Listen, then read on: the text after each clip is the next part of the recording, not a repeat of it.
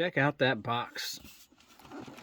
Nice little detail there on the wood pattern.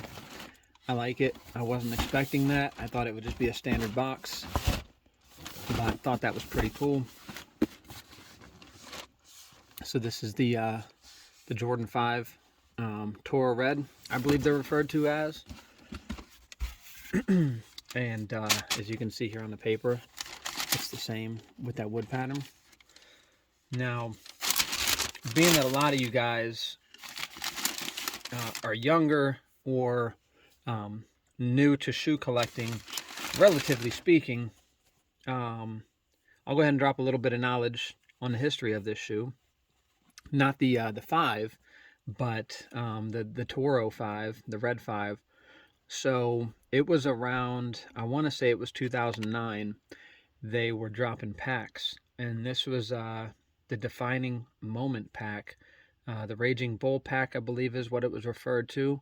And this pack came with a pair of the red suede, as you see here, and a 3M, a black pair. They came in, like I said, a pack, and basically the way that it came was it was double stacked here.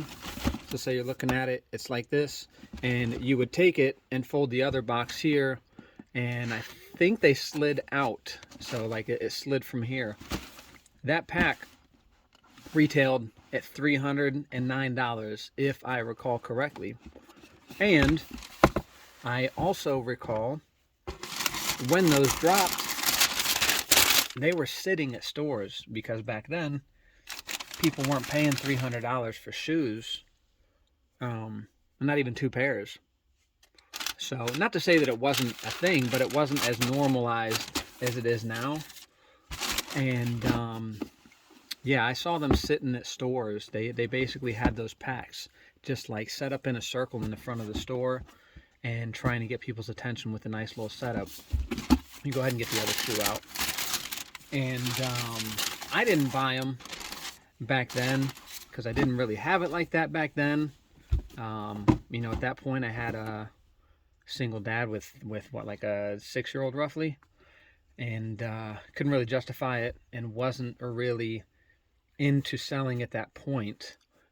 It was actually later in 2009 when I started, and that was on the Space Jam drop, because I learned that if I lost out and couldn't get the pair, I'd have to pay someone like $400.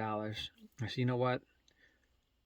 If I'm going to pay someone $400, then someone else is going to pay $400.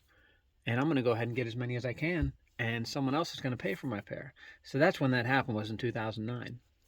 But, of course, shortly after this shoe dropped, they started going for outrageous numbers. I would say a few years later, maybe, the pack.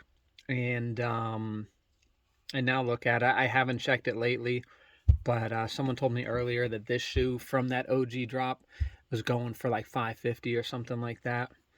So one thing you do want to keep in mind when buying old 5s and old Jordans in particular, or in general anyways, is this material here doesn't particularly age well. So take into consideration that that shoe would now be, what, about 12 years old, and it's very possible that that midsole can crumple up, being that old. So just keep that into consideration when you are considering buying older shoes like 3s, 4s, 5s, 6s, 7s, definitely the 8s. And I think shortly after that they started to kind of get it figured out. I haven't really seen 9s fall apart. 10s don't really have the foam midsole, and into 11s they, you know, separate if anything, but they don't crumble.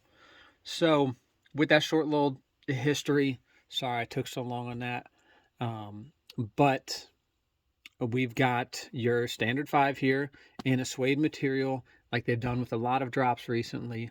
I actually meant to grab the Oregon 5s and the Stealth 5s and the What the 5s that I still have, and this of course is a 9 here, as you saw. All those are, except for the Oregon, those are 9.5. I did want to do a side-by-side, completely forgot to grab them. Wanted to get this this video in before I got my walk in with my daughter. Got to go do some daddy-daughter activity.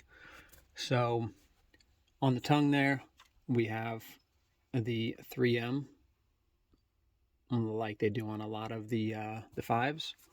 And not really a whole lot else to mention here. Looking back, I'm sure that they've changed something on this in comparison to the old ones. I didn't see anything. You still got the same midsole, the same little blood fangs or whatever it is here that this is supposed to resemble.